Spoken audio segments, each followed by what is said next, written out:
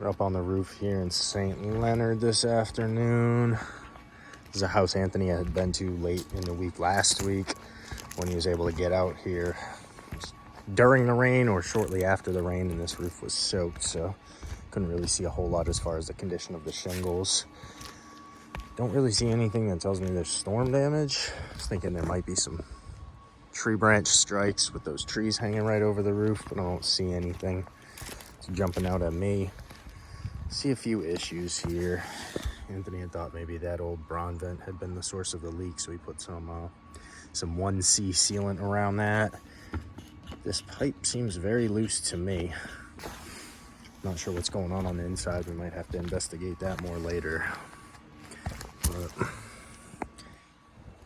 it could be getting in right through this, right underneath the side of that pipe flashing right there. This should have run at least this course of shingles down over top. Looks like they had caulked it on the sides previously, but caulk may be failing now. That could be how water's getting through. Got their valley cut up here, but once you get down a little bit further, I don't know if they attempted to weave the valley or they just didn't cut it, but yeah, watch this valley all the way down. It's not done. It's not done right.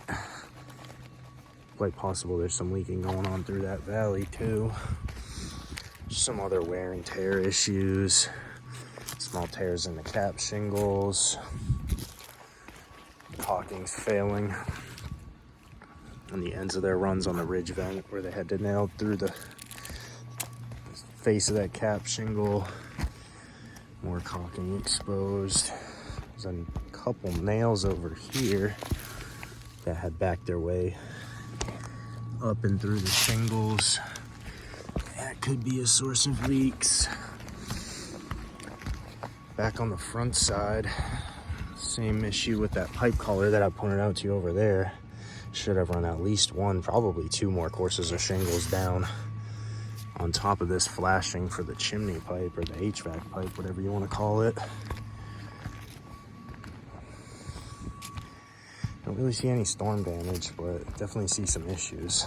Now, this whole flatter section on the back really should have either double underlayment or ice and water shield underneath the whole thing, because I haven't measured the pitch, but I guarantee you that's less than a 4. It's probably a 212 right there. So if you get some wind-driven rain coming towards the shingles in this direction, potentially could have some water just rolling up those shingles and over the tops or finding its way into the seams and leaking down into the roof. So there's quite a few different things out here. Nothing major that tells me this is definitely where their leak is going on, but quite a few small things that all could have the potential to leak up here. Ideally, this would be a full replacement.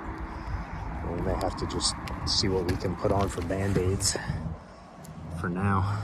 See if we can buy them a little bit more time.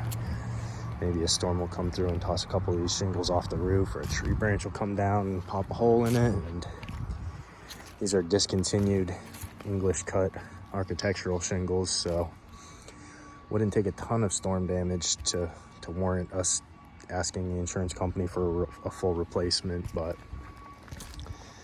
really don't see anything going on right now that tells me that this should be an insurance claim the way it stands right now.